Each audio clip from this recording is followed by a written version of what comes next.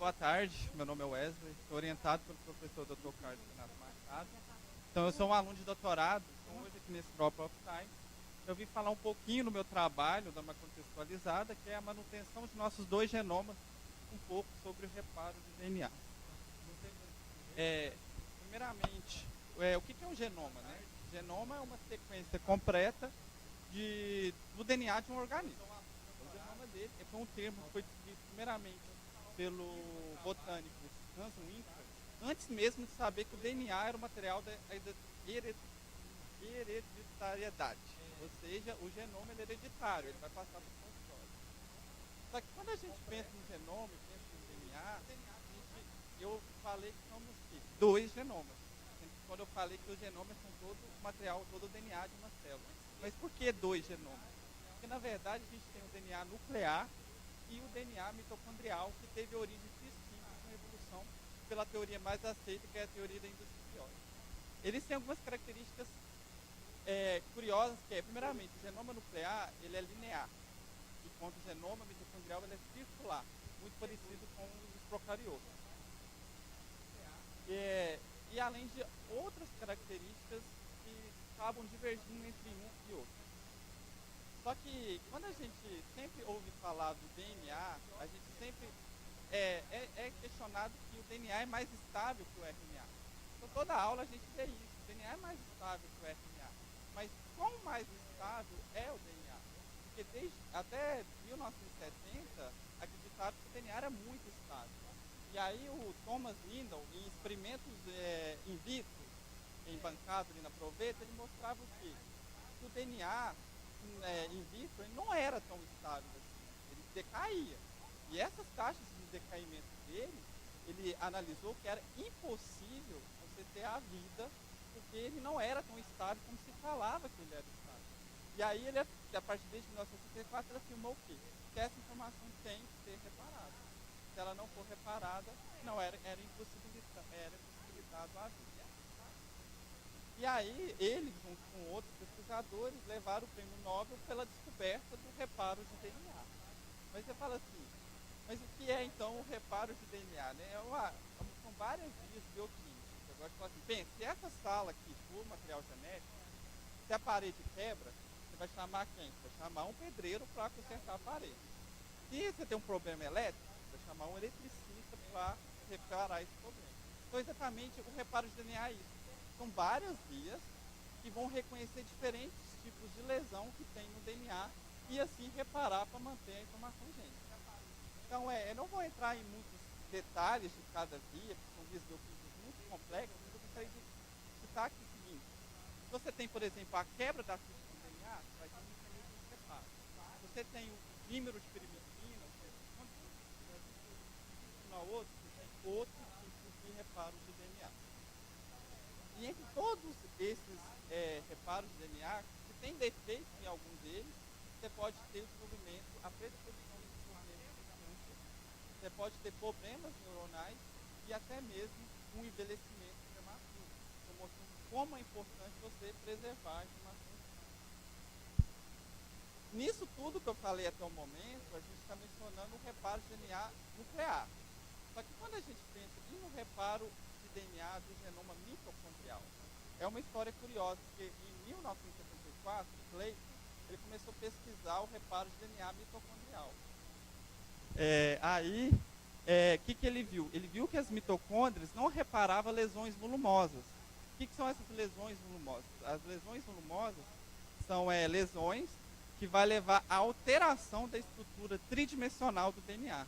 E a gente sabe que a estrutura do DNA é muito importante para diferentes funções, reconhecimento e até mesmo estabilidade do DNA.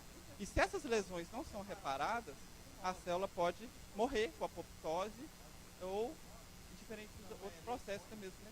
Vai levar à alteração. E aí, quando ele foi fazer esse estudo das mitocôndrias, ele viu que as mitocôndrias não tinham esse reparo. Então, ela não tinha um reparo para esses nucleotídeos. Contudo, ele assumiu a partir desse momento que as mitocôndrias não teriam um reparo eficiente. Essa teoria, essa hipótese dele durou por muito tempo pelo seguinte fato também. As mitocôndrias que a gente tem nas nossas mitocôndrias do ser humano, a gente tem mais de uma mitocôndria por célula. Então, se uma mitocôndria ela entra com um processo de dano o DNA, por exemplo, ou outro problema, o que acontece? Ela perde o potencial de membrana e ela pode passar por um processo de mitofagia. Então ela vai ser degradada. E as outras mitocôndrias funcionais, elas vão receber um estímulo e vão se multiplicar para compensar essa mitocôndria que foi perdida. Contudo, além disso, o genoma mitocondrial, ele não tem genes que codificam proteínas do reparo de DNA. Só que essa hipótese estava equivocada. Por quê? Porque apesar das mitocôndrias não ter o reparo presente no seu sítio, ela tem os outros reparos de DNA. Só que quando que ela faz? Quando ela tem um dano no seu DNA, ela tem a perda do potencial de membrana, o que ela faz? Ela pede ajuda para o núcleo. Ela manda um sinal para o núcleo e fala, eu estou precisando de ajuda. E o núcleo vai e faz o quê? Ele manda as proteínas de reparo para ela. E aí ela vai e faz o reparo de DNA. As mitocôndrias, como a gente sabe, ela faz o quê? A fosforilação oxidativa. E a fosforilação oxidativa, ela produz muito o quê? Espécies de reativos de oxigênio. E essas espécies reativas de oxigênio danificam o quê? O DNA mitocondrial fazendo oxidação. E isso leva o quê? Uma queda da transcrição das proteínas mitocondriais, que leva o quê? Mais um estresse oxidativo. Então, um dos vias de reparo que lida com isso é o reparo por excisão de base. E é justamente o reparo mais excitado na mitocôndria. E a deficiência desse reparo já tem mostrado que está relacionado com doenças degenerativas, o câncer e até mesmo o envelhecimento precoce. Só que não é só o BER que a mitocôndria tem. Como eu já mencionei, ela não tem um NER, mas ela tem vários outros processos de reparo. Alguns semelhantes ao núcleo, alguns com diferentes. Mas ela tem um reparo e é eficiente, mesmo ela não tendo o reparo de excisão de nucleotídeos. Quando a gente fala de reparo de DNA, eu gostaria de chamar um pouquinho a atenção para esse parasita aqui, que ele é muito legal, porque trabalhar com esse reparo de DNA, e eu vou explicar por quê, vocês vão ser convencidos disso.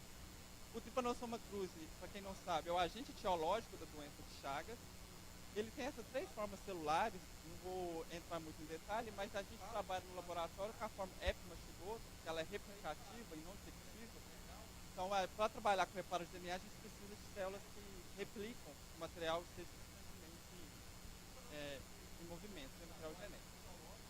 O Trypanosoma cruzi, ele tem uma característica que eu acho muito interessante sobre o reparo de DNA, que ele repara o DNA muito bem. Para dar um exemplo, isso aqui, ó, isso aqui é a bomba nuclear.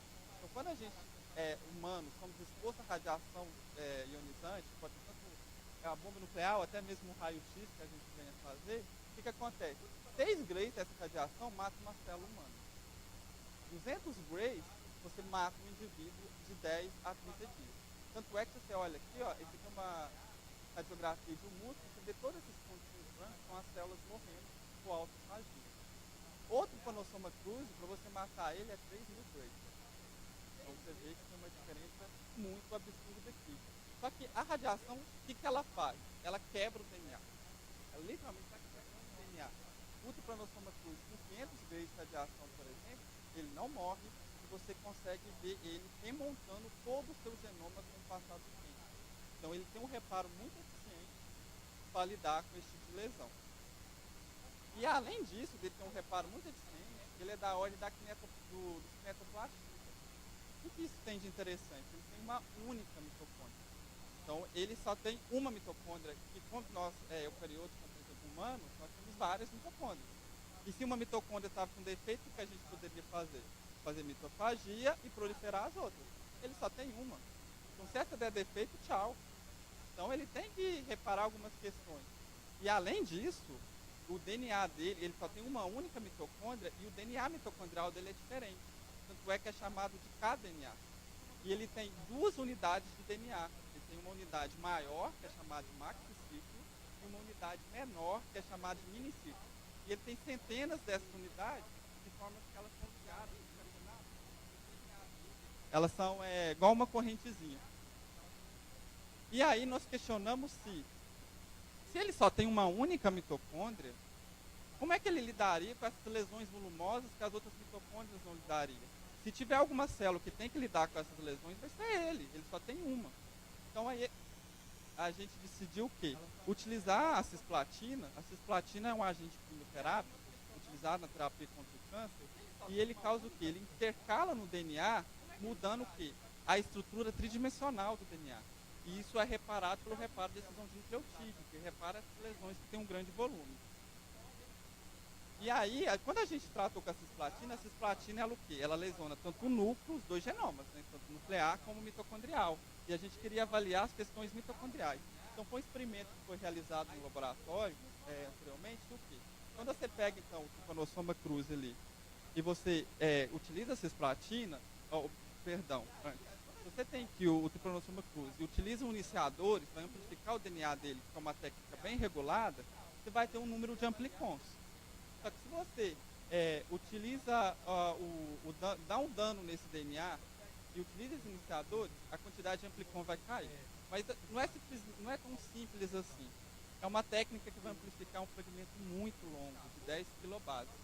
E esse fragmento vai utilizar um controle dessa técnica de forma que quando a DNA polimerase encontrar uma lesão, ela vai parar. Se ela vai parar, ela não vai conseguir replicar o DNA como ela replicaria aqui. Então você tem uma quantidade de amplicons reduzida. E aí, com o passar do tempo, ele vai reparar e você vai ter a quantidade de amplicons restaurada. E se você utiliza, então, iniciadores tanto para o núcleo como para a mitocôndria, você consegue ver como está sendo feito esse reparo no núcleo e como esse reparo está sendo realizado na mitocôndria. E aí que está a nossa primeira surpresa aqui.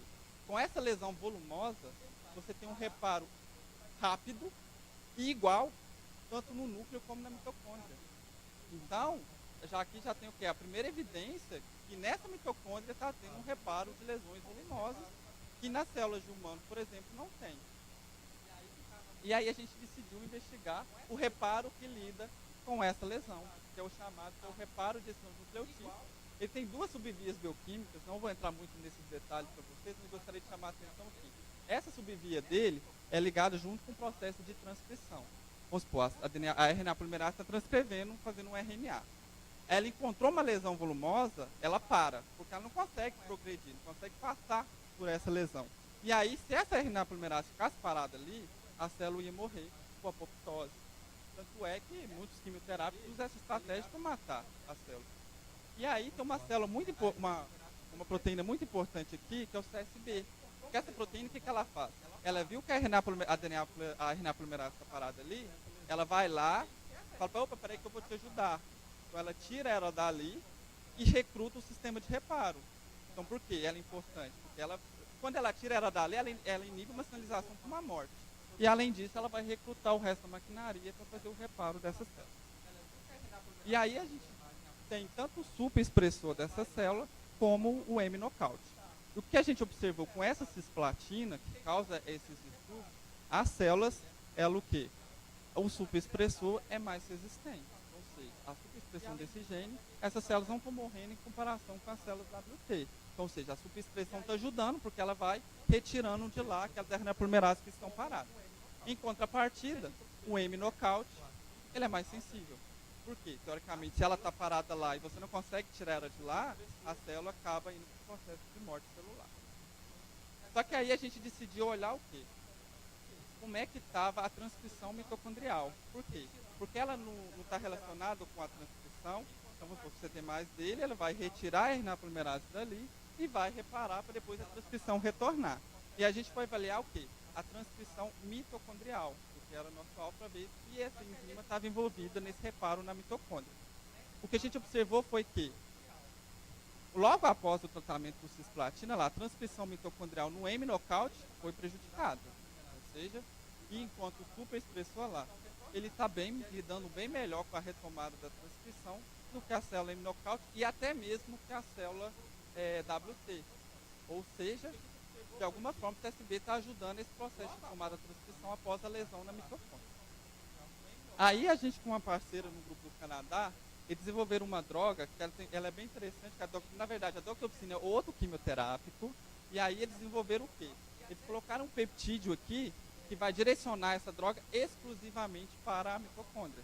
E aí você tem uma droga, ela normalmente, que ela vai afetar os dois genomas, normalmente mais caracterizado com o genoma nuclear, e você tem essa droga com um direcionamento exclusivo para a mitocôndria. Então aqui não vai dar para ver, mas eu espero que vocês acreditem em mim. Mas aí, o que a gente observou com isso? com a droga mitocondrial, que é esse gráfico de cima aqui, a superexpressão na mitocôndria ajudou. Ou seja, a célula não morreu com a superexpressão na mitocôndria. Só que quando a gente usa com a droga nuclear, que viu? A expressão foi mais sensível. Ou seja, o mesmo tipo de reparo parece atuando de forma diferente nos dois compartimentos.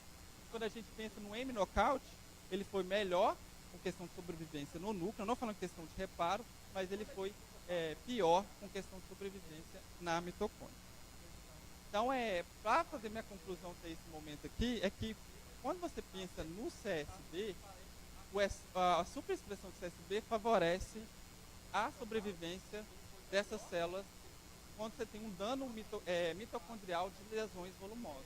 Enquanto a gente pensa no núcleo, na verdade, o M-knockout de CSB, ele favorece essa sobrevivência dessas células. E quando pensa em ambos os tipos de lesão, qualquer tipo de lesão volumosa, a superexpressão do CSB, ela melhora o processo de retomada da transcrição mitocondrial. E aí o que a gente se questiona é, será que no tripanosoma cruz, será que está presente um NE, e esse NE é canônico ou um NE alternativo? Será que esse CSB está de fato atuando nessa via de reparo, ou ele está atuando em outra via de reparo que repara essa lesão? São seus questionamentos. Mas uma questão muito interessante aqui é que essa mitocôndria está lidando com lesões volumosas e outras mitocôndrias não lidam. Então, é um caminho aí que a gente está seguindo para tentar mostrar se é canônico ou não canônico. E eu queria agradecer a várias pessoas envolvidas, principalmente o meu orientador, os amigos do laboratório,